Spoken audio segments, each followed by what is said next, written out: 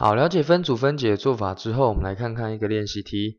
题目如果告诉我们说，请因式分解 ax 加 bx 加上 cx， 后面呢继续加上 a 倍的 y 加上 b 倍的 y 加上 c 倍的 y。好，那我们想想看，这样子的一个多项式，我们要怎么样把它分组以后提出公因式呢？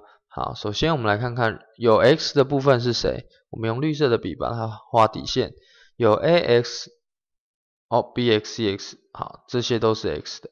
好，那有 y 的呢？有 y 的是谁？用黄色的把它画底线，有 ay 加上 by 加上 cy。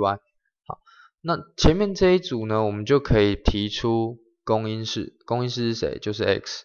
提出 x 之后呢，括号里面剩下 ax 提出 x 剩下 a。bx 提出 x 之后剩下加 b，cx 提出 x 剩下加上 c， 好，所以呢后面这一组一样，我们提出共同的因式是 y，y 提出来以后，括弧里面剩下的是 ay 提出 y 以后剩下 a，by 提出 y 以后剩下的是 b，cy 提出 y 以后剩下的是 c， 好，所以后面呢就写成 y 乘以括弧 a 加 b 加 c 了，所以我们再来看看。如果是把它分成这两组之后呢，我们应该怎么做？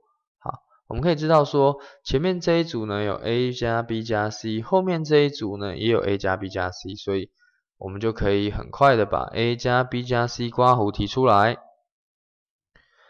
前面这一组呢提出 a 加 b 加 c 之后，就剩下的是 x。好，后面这一组呢剩下的是 y， 所以这样子的一个分组分解做法，最后的答案就会得到 a 加 b 加 c 括弧乘上括弧 x 加上 y 了。好，但是我们想想看，这个题目有没有不同的做法？除了这样子的分组方式之外，我们有没有别的分组方式可以去思考呢？好，其实是有的。这边我们来看看，如果我们换一个角度去想，如果我们一开始不是想说，有 x 跟有 y 的是哪些？我们想的是，有 a 的是哪些？有 a 的我们把它框起来好了。题目我们再抄一遍，如果一样的题目，我们有没有不同的做法？我们来想想看。好，题目抄了一遍之后呢，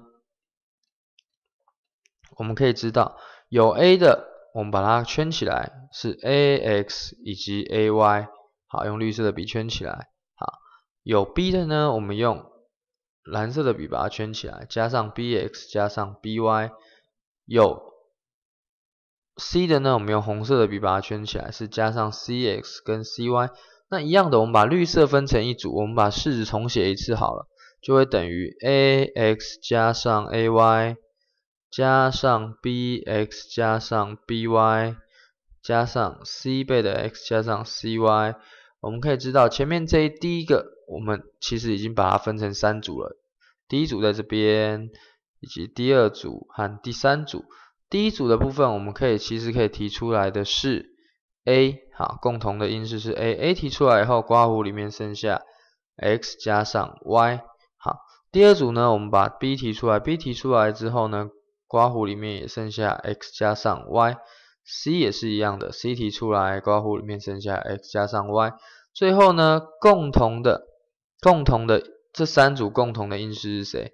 就是 x 加 y， 所以我们把 x 加 y 提出来之后呢，括弧里面我们放的是第一组提出 x 加 y 就剩下 a 了。好，第二组提出 x 加 y 剩下 b， 第三组提出 x 加 y 剩下 c， 所以括弧里面写的就是 a 加上 b 加上 c。那我们来想想看，这样子的分组分解的方式跟上面这样分组分解的方式，最后得到的答案都是一样的。前面是 a 加 b 加 c 乘上 x 加 y， 后面是 x 加 y 乘上 a 加 b 加 c， 所以其实不同的方式，我们最后做出来的结果是一样的。所以在分组分解的这个题目上，有时候大家的想法不一定相同，但是如果过程都是正确的，分组的方式也都是合理的，最后得到的结果就会是一样的。